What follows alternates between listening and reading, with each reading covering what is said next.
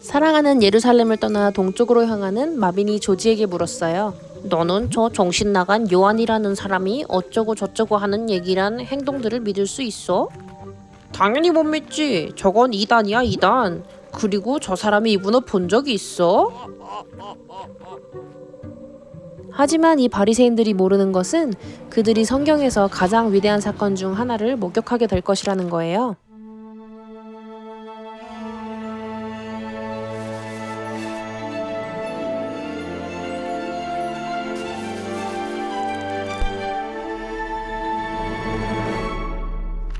놀랍게도 마가복음을 쓴 사람은 마가예요.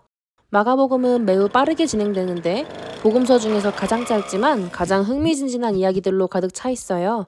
요한 마가라고 그의 어머니가 부르듯이 마가는 부유하게 자랐고 예수님이 예루살렘에 복음을 전파하셨을 때는 10대였어요. 마가는 그리스어를 할 줄 알아서 사도 베드로의 서기관이자 통역사 역할을 했어요. Opus poli colloqui polala.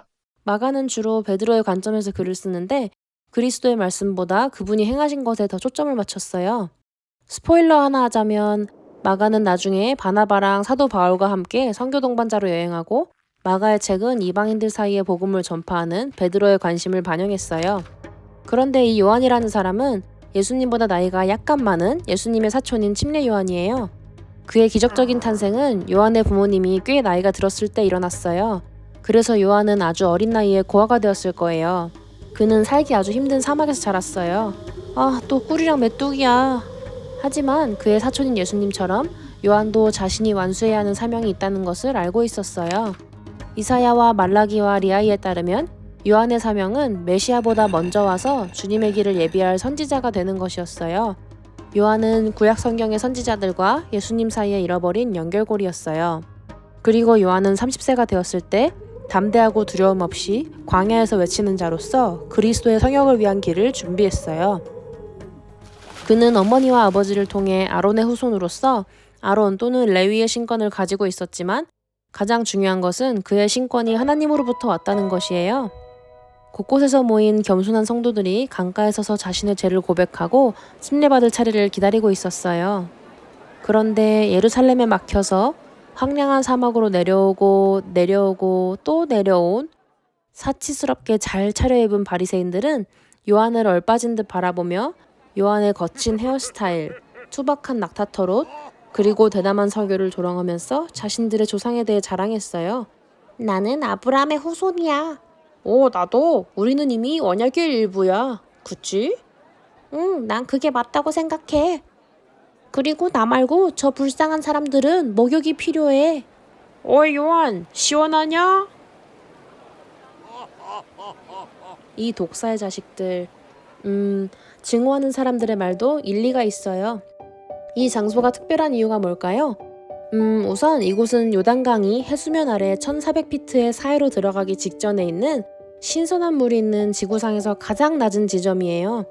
이것은 그리스도가 만물 위에 오르기 전에 말 그대로 침례를 통해 만물 아래로 내려가실 수 있게 해줄 거예요.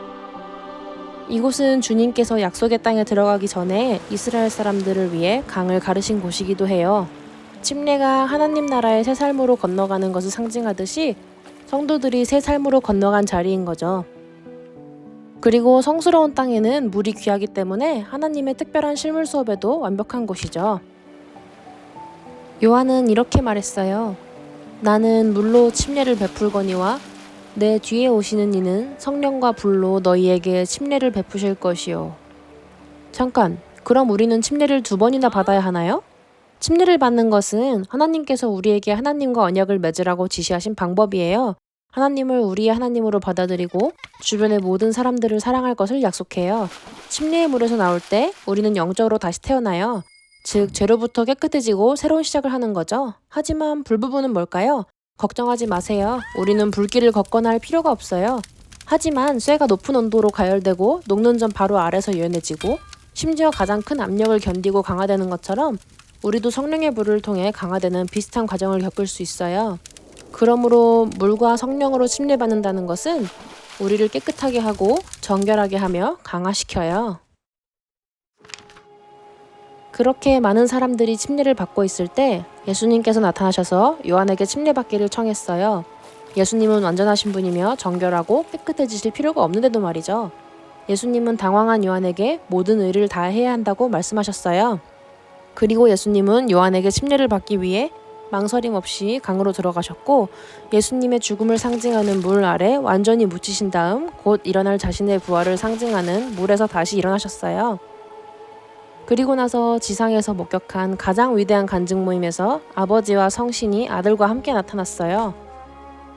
성신은 평화, 희망, 위안을 상징하는 비둘기의 표징을 통해 증거해요. 노아와 그의 가족들이 홍수에서 구원받았다는 것을 나타내는 올리브 가지를 가져다준 비둘기를 기억하시나요? 궁극적인 증거는 하나님 아버지께서 하늘을 가르시고 그분의 아들에 대한 사랑의 위로와 확신을 가지고 이는 내 사랑하는 아들이요 내 기뻐하는 자라 라고 선언하셨을 때 왔어요. 예수님이 이스라엘 백성들이 약속의 땅에 들어갈 수 있도록 요단강을 갈라서 길을 마련하신 것처럼 같은 강에서 행하신 예수님의 침례는 예수님의 필멸의 3년 성역을 시작하고 우리 곁에 있는 예수님과 우리 자신의 장대한 사명으로 가는 관문을 보여줘요. 이 영상을 재밌고 유익하게 보셨길 바래요. 이제 여러분이 직접 경전과 그 뒤의 이야기까지도 공부할 차례예요. 계속해서 배우고 싶다면 말씀에 말씀을 더하고 와서 나를 따르라와 함께 하세요.